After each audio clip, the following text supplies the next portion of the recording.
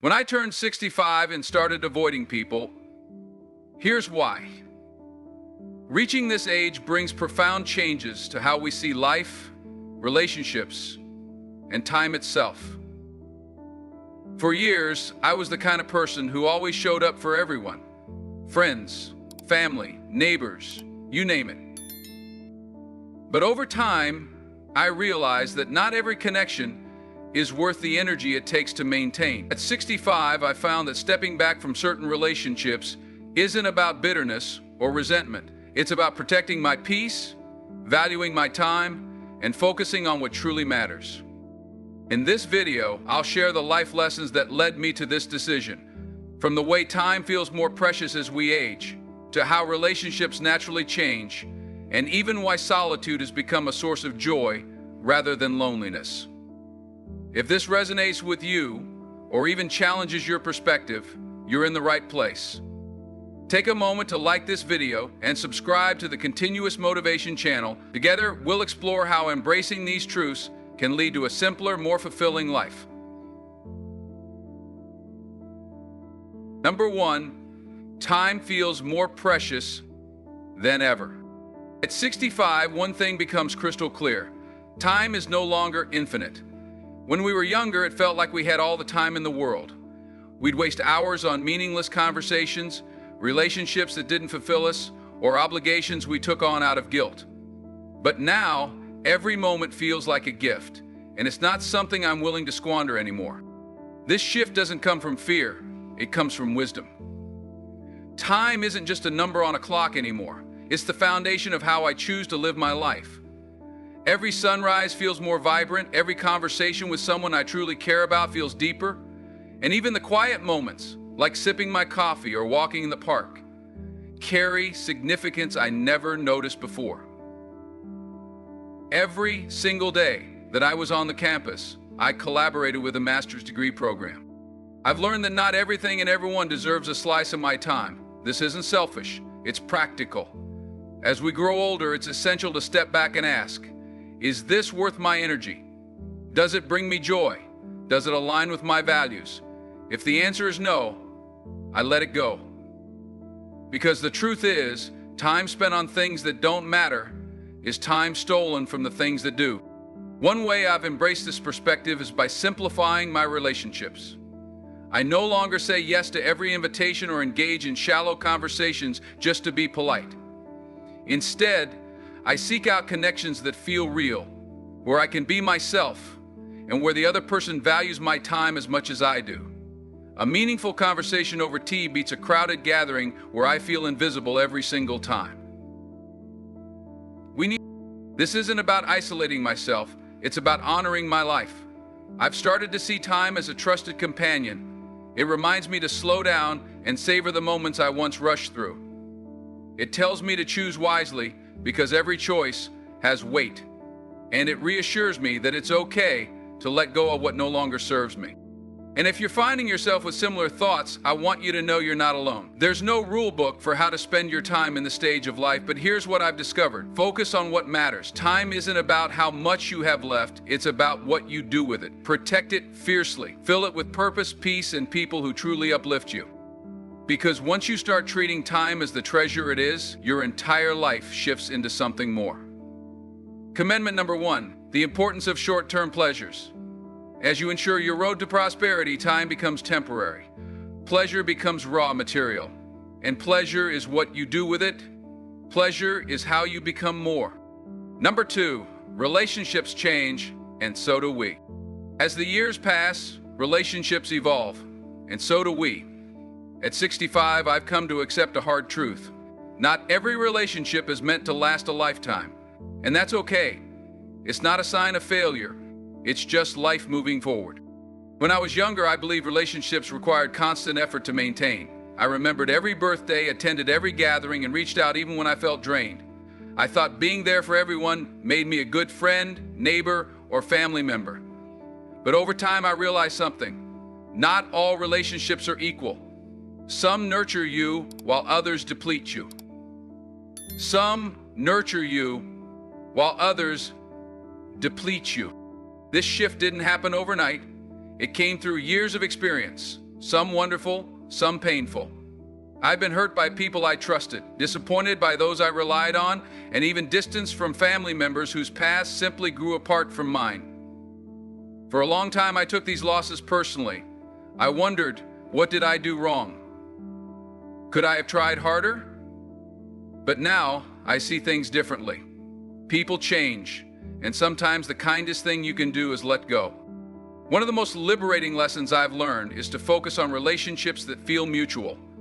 A healthy relationship isn't one where you give endlessly without receiving in return. It's about balance. Does this person support you as much as you support them?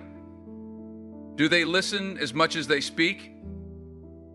Do they bring light into your life or take it away? As I've grown older, my circle of connections has naturally grown smaller. But what's left is richer, more meaningful. The friends and family who remain in my life now are the ones who truly matter. The ones who understand me, accept me, and bring joy into my days.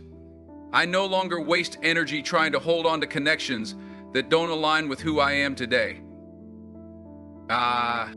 This doesn't mean there aren't moments of nostalgia. Sometimes I think about friends I've lost touch with or family members whose lives have taken different directions. But instead of regret, I feel gratitude. Those relationships shaped me, taught me lessons, and gave me memories I'll always cherish. They were part of my journey, even if they aren't part of my present. So here's my advice. Don't hold on out of guilt or obligation. Relationships, like life, are meant to evolve. Focus on the ones that bring you peace and let go of those that don't. By doing so, you'll find yourself surrounded by love, authenticity, and the kind of connections that truly make life worth living. Number 3, trust becomes more complex. Trust is one of the most fragile yet vital aspects of any relationship. At 65, I've realized that trust isn't something to give lightly anymore. It's a precious bond, and when it's broken, it leaves scars that take time, sometimes a lifetime, to heal. In my younger years, I trusted easily. I believed in the goodness of people and their intentions. I gave my heart, my time, and my loyalty freely. While this openness led to many beautiful relationships, it also brought its fair share of heartbreak. As a young man, I believed that our society was a better place because we worked together. As a man, I believe that our society worked together. Over the years, I've been let down by people I never thought would hurt me. A friend who valued what I could do for them more than who I was. A family member whose choices created distance between us. And even a colleague who prioritized their gain over our shared vision. These experiences changed how I approached trust. They didn't make me bitter, but they did make me careful.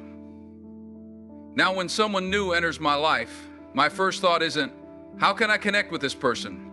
But rather, what are their motives? It's not an easy way to live, but it's necessary. Yet, I've come to understand that trust isn't just about others. It's about trusting yourself, too. Learning to trust my instincts has been one of the most important lessons of my life. If something doesn't feel right, I no longer dismiss it as paranoia or overthinking. I've walked away from relationships that felt toxic, no matter how long they've been part of my life. I've learned that protecting my peace is worth the difficult decision to let go. That said, trust is still possible, it's just different now. There are moments when people surprise me in the best way. A kind stranger who goes out of their way to help, a neighbor who checks in during bad weather. These small, genuine gestures remind me that trust, while delicate, is not impossible to rebuild. The key is balance. It's about setting boundaries, not walls, and giving trust gradually to those who earn it over time. If you find yourself more guarded as you age, know that it's okay. Protecting your trust is a form of self-care. It doesn't mean you're closing yourself off, it means you're valuing yourself enough to be selective. And in this stage of life, that's exactly how it should be. Meeting and invitation, sharing coffee, stories, and laughter, families gathered regularly not because they had to, but because they wanted to. Time spent together felt natural and meaningful. Now, things are different. People are so busy chasing success, managing endless to-do lists, and keeping up with the fast pace of modern life. Conversations, once heartfelt and deep, have become brief and rushed, squeezed into moments between notifications and distractions. Life has metastasized, and the pace of travel and the pace of tractions, once heartfelt and deep, have become brief and rushed, squeezed into moments between notifications and distractions. Even family time feels more strained, often limited by physical distance and competing demands. Technology, while a blessing in many ways, has played a role in this change. I appreciate being able to video call my grandchildren or reconnect with an old friend through social media. These tools make life easier, but they also create barriers. Nothing replaces the experience of sitting across from someone, feeling their presence, and hearing their voice unfiltered by a screen. Sometimes, I miss the ease of simply being together without the interruptions of modern life. The constant hum of technology can also feel overwhelming. Notifications, updates, and endless news make the world seem louder than ever. Paradoxically, even with all this connectivity, many of us feel more isolated. It's a strange reality that we have so many ways to stay in touch, yet genuine connections often feel harder to come by. Virtual connection. Now, you're surrounded by people on a daily basis, and many people have their phones in their hands. This can feel more isolating than ever. Paradoxically, even more important because of the fact that no matter how often you look at a phone, it will be crowded to nearly overwhelming. This isn't about resisting change or longing for the past. Every era has its challenges, and every generation adapts. But at 65, I find myself valuing simplicity more than ever. I choose to step away from the noise and focus on what truly matters: heartfelt conversations, meaningful relationships, and the quiet joy of shared moments. If you feel the same, it's okay to slow down. It's not about rejecting modern life. It's about choosing where to place your energy. By stepping back from the rush, we can protect the parts of life that feel authentic and real. In a fast-moving world, seeking simplicity isn't about giving up. It's about holding on to what matters most. Seeking simplicity is about seeking the truth. When it's not clear, we engage in deception and refuse to see beyond it. Number 5, solitude isn't loneliness. Solitude and loneliness are two entirely different things. This realization has been one of the most freeing lessons of my life. Loneliness is an ache, a feeling of emptiness that comes from longing for connection. Solitude, however, is a choice, a space for peace, reflection, and renewal. It's not something to fear, it's something to embrace. In solitude, I found clarity that's hard to achieve in the rush of daily life. There's a profound beauty in simple, quiet moments. Sitting on the porch with a warm cup of tea, listening to the wind rustle through the trees, or watching the sun sink slowly below the horizon. These experiences don't just pass the time, they enrich it, reminding me of the small joys life has to offer. Reflecting on the past has also become a source of comfort during these quiet moments. Instead of dwelling on mistakes or missed opportunities, I focus on the lessons I've learned and the memories that bring me happiness. Solitude offers a space to look inward and make peace with the life I've lived, finding gratitude for the person I've become. That's not to say I've withdrawn from people. On the contrary, solitude has helped me appreciate my relationships even more. It's allowed me to focus on meaningful connections instead of maintaining relationships out of obligation or habit. When I spend time with loved ones, I'm present and engaged, savoring the moments we share. Solitude has also taught me to value myself. It's easy to get caught up in the idea that being surrounded by people defines your worth. But the truth is, your value doesn't come from the size of your social circle or the number of events on your calendar. It comes from within. From knowing who you are and what truly matters to you. If you've ever feared being alone, I encourage you to rethink that perspective. More importantly, this conversation pulled you further away from you. Solitude isn't a punishment, it's a gift. It's a chance to hear your own thoughts, to focus on what brings you peace, and to reconnect with yourself. The more you embrace it, the more you'll realize it's a source of strength and clarity. In the quiet of solitude, you can find balance and joy. You can let go of distractions and pressures, focusing instead on the life you want to live. It's not about isolation, it's about intention. And in those moments of stillness, you may discover a deeper sense of fulfillment than you ever thought possible. Number 6, why I avoid people now. Avoiding people isn't about bitterness or resentment. It's about protecting my peace. Over the years, I've learned that not every connection is worth maintaining, and not every social obligation deserves my time or energy. This realization didn't come easily, but it has been one of the most important lessons of my life. For much of my younger years, I believed in always being available. I wanted to be the person others could count on, the reliable friend, the helpful neighbor, the supportive family member. And while that brought me joy for a time, it also left me drained. I gave too much of myself to relationships that weren't mutual, in situations that didn't align with my values.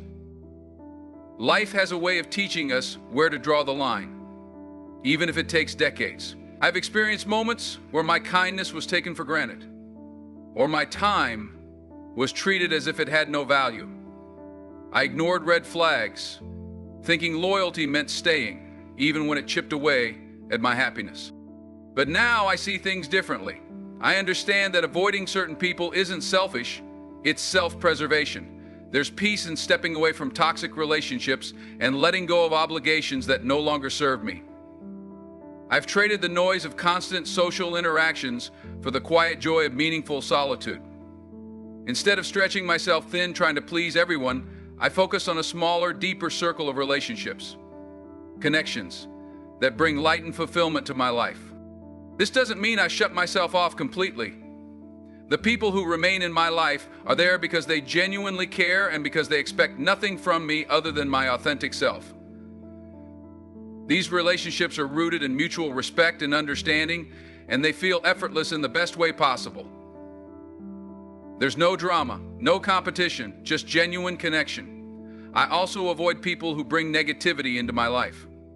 So, those who thrive on drama, constantly complain, or never ask how I'm doing, no longer have space in my world. I've learned to prioritize my own well-being, even if that means saying no more often or choosing solitude over company. Avoiding people doesn't mean giving up on humanity. It means valuing myself enough to protect my peace. It's about choosing relationships that uplift, not drain, and seeking moments that truly matter. Life is too short to waste on what doesn't bring joy. In making this choice, I've found a sense of freedom and happiness I didn't know was possible. Number 7, is this a shared experience? Have you ever found yourself wondering, am I the only one who feels this way? As I've grown older, I've asked myself that question many times, especially as I've become more selective about the people I let into my life. But the more I talk to others around my age, the more I realize this isn't just my story. It's a shared experience. Life has a way of teaching us hard but valuable lessons about relationships, priorities, and self-worth. For decades, I tried to meet everyone's expectations. I wanted to be the dependable friend, the supportive family member, the neighbor who always showed up. But at some point, I realized the cost. I was pouring so much into others that I had little left for myself. As I've spoken with friends and peers, I've discovered a similar theme in their lives. Many of us reach a point where we no longer feel the need to be everything to everyone. We start choosing quality over quantity in relationships. The superficial connections that might have seemed important in our younger years lose their appeal. What we crave now are meaningful conversations, shared laughter, and relationships that feel genuine. This shift isn't easy. Sometimes it feels like letting go of parts of yourself. Saying no to people who once relied on you can feel selfish, but it's not. It's self-preservation.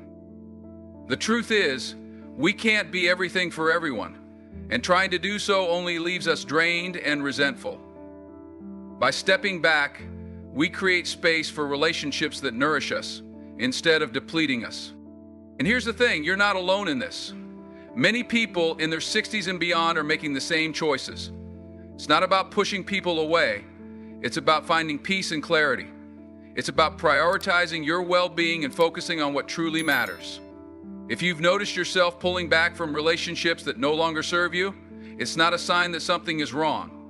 It's a sign that you're growing, evolving, and learning to value your time and energy. Letting go of what doesn't bring you joy opens the door for deeper, more meaningful connections. This stage of life isn't about how many people you have in your corner. It's about the quality of those connections. If this resonates with you, you're not alone. Take comfort in knowing that you're not alone. Together, we're learning how to embrace a life that's simpler, more fulfilling, and unapologetically authentic. Number 8, embracing this chapter of life. Life isn't about endings, it's about beginnings. Every chapter brings its own lessons, challenges, and joys. At 65, I've found that this stage of life is less about proving myself to others and more about embracing who I've become. It's about letting go of what no longer serves me and focusing on what truly matters. There's a certain freedom that comes with this realization. In a speedy transition, we celebrate life's experiences with rose and award-winning famous people such as myself, Justin Bieber, and Jennifer Aniston each year on a list. When we're younger, we often live with urgency, always rushing to achieve, to do more, to meet expectations. We're driven by the belief that the future holds endless possibilities, so we keep chasing. But as time goes on, we begin to understand that the present is what truly matters. This chapter of life is about simplicity. It's about finding joy in the little things, watching the morning sunlight stream through the window, sharing laughter with loved ones, or enjoying the quiet comfort of a favorite chair.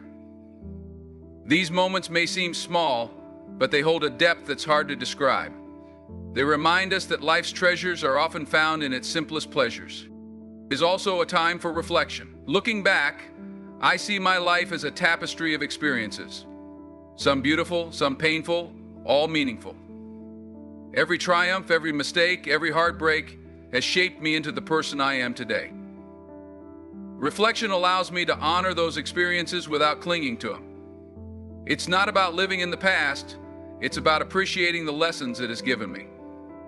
So today, it's not about living in the past, it's about appreciating the lessons it has given me. But this chapter isn't just about looking back, it's also about looking forward. There's a quiet excitement knowing that there's still time to create, to learn, and to grow. Whether it's trying a new hobby, nurturing a garden, or simply taking the time to appreciate the present, this stage of life offers its own unique possibilities. What makes this chapter truly beautiful is the freedom it brings. It's the freedom to say no to things that drain us and yes to what brings us peace. It's the courage to live authentically, without fear of judgment or the pressure to meet others' expectations. And it's the realization that simply being is enough. If you're in this stage of life, I encourage you to embrace it fully. Let go of the noise and the rush, and focus on the things that bring you joy. Life doesn't have to be perfect to be meaningful. Sometimes the most peaceful and fulfilling moments come when we stop chasing and start appreciating. This chapter is ours to write, so let's make it one of simplicity, gratitude, and genuine happiness.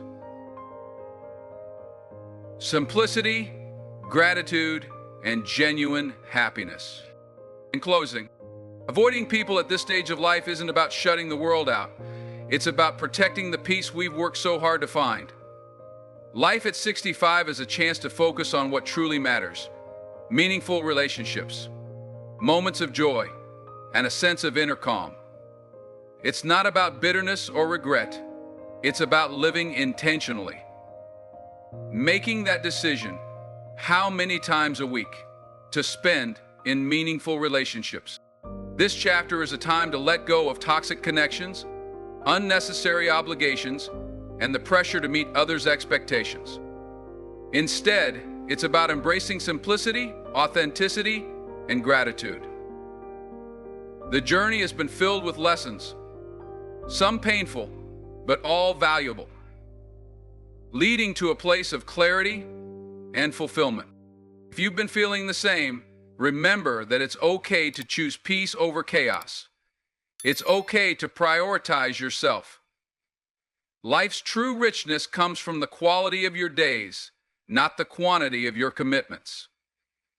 Let this be the chapter where you live boldly, love deeply, and savor every moment.